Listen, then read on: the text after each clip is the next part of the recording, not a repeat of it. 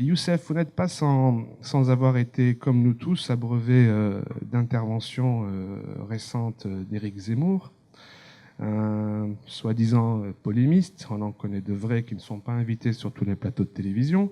Qu'avez-vous à lui répondre quand il annonce que les musulmans devront choisir entre la France et l'islam? C'est une question qui est en fait fondamentale parce que on oppose la France à l'islam, mais en réalité, si on remonte dans l'histoire, on a opposé le christianisme à la République. Donc déjà, il faudrait commencer par définir ce qu'est la France. Est-ce que c'est la France traditionnelle historique ou est-ce que c'est la France républicaine, laïcarde et anti-religieuse? Donc en effet, si on assimile la France à la République, l'islam n'a pas sa place en France, mais aucune religion n'a sa place en France, si ce n'est la religion laïque. Dans le dernier chapitre de mon ouvrage, je traite de cette question-là, mettant en évidence que les révolutionnaires ont voulu détruire le catholicisme, mais en imposant une nouvelle religion. Comme l'a dit Vincent Peillon, que je cite d'ailleurs, qui est un grand spécialiste de ces questions-là, au-delà de son activité politique. Et il a mis en évidence, il a expliqué que la laïcité était en fait la religion recherchée par les révolutionnaires depuis 1789 pour remplacer l'Église.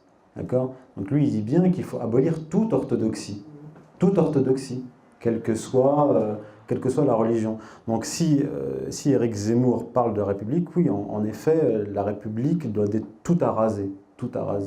Maintenant, le rôle de Zemmour en France, il faut bien comprendre qu'il y a une sorte de vaste division du travail. Bernard Lewis a travaillé à détruire le monde musulman avec le lobby pro-israélien. Bernard-Henri Lévy a contribué à détruire la Libye. Et d'ailleurs, il a dit lui-même devant le CRIF qu'il a fait ça, je crois, en tant que juif. Vous avez des gens comme George Soros qui, après que des gens comme Bernard Lewis aient provoqué la destruction du monde musulman, vont pousser, financer les vagues migratoires pour, provoquer, in fine, des guerres civiles en Europe. Et vous avez des gens à l'échelle nationale, comme Alain Finkielkraut et Éric Zemmour, qui font ce même travail-là, c'est-à-dire envoyer les chrétiens contre les musulmans contre les chrétiens. C'est la même stratégie, sauf que le rôle de Zemmour n'apparaît pas très clairement, puisqu'il se définit depuis plusieurs années comme un juif assimilé. D'accord ? Sauf que le problème, c'est que les gens, surtout les milieux de la droite nationale catholique, qui sont pour beaucoup des fans de Zemmour, méconnaissent la tradition juive et les traditions juives. Parce qu'ils s'imaginent qu'Éric Zemmour est une exception dans la communauté juive. Or, il existe depuis le XVIIIe siècle un mouvement dans la tradition juive, qui est né au XVIIIe siècle, qui s'appelle le mouvement assimilationniste, la Haskalah. La Haskalah, le père fondateur de ce mouvement-là, est Moses Mendelssohn. Et il a défendu l'assimilation des Juifs en apparence en Europe en 1780. Or, ce même Moses Mendelssohn est rattaché au mouvement franquiste.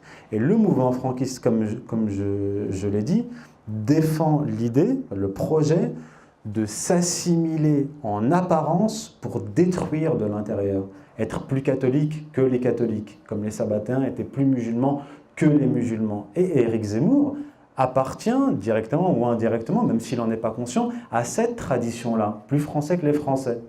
Vous voyez? Donc c'est lui maintenant, et Alain Finkielkraut, qui disent ce qu'est être français, et peut-être même ce qu'est être catholique, sans l'être.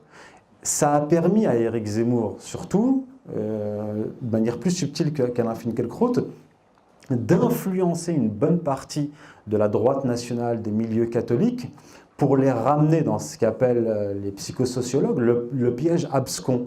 C'est-à-dire que Zemmour, durant des années, défendait l'assimilationnisme, expliquait ce que c'était qu'être français, mais sans jamais parler d'Israël, sans jamais défendre le sionisme.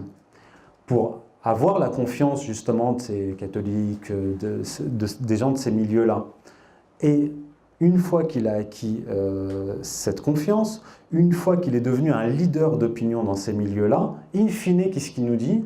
Il nous dit qu'en réalité, c'est Israël, donc les militaires israéliens, qui vont permettre à l'armée française, grâce à leur expérience à Gaza, de nettoyer les banlieues.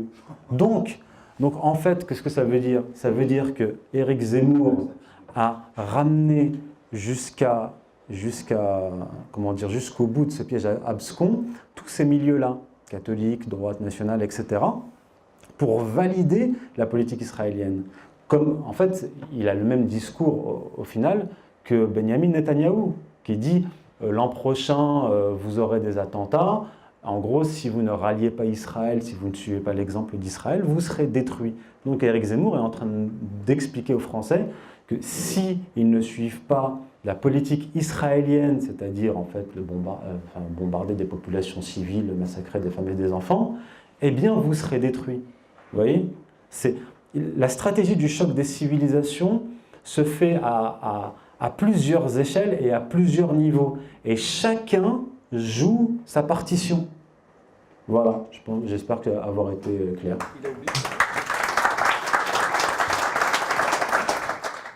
La prochaine conférence que je donnerai, c'est avec Marion Sigaud le 15 octobre. Le thème sera Révolution française, Révolution jeune turque parallèle sur les conséquences pour le monde occidental, en particulier l'Europe et le monde musulman. En novembre, le 27 novembre, je donnerai une conférence avec Claire Colombi sur le thème de la femme en Orient et en Europe. Ensuite, en décembre, je donnerai une conférence à Lyon. Le titre de la conférence est « La laïcité, séparation des pouvoirs ou usurpation de la souveraineté divine ». Et en janvier, je serai à Bordeaux et le titre de la conférence sera « Les non-musulmans en islam entre mythe et réalité ». Voilà.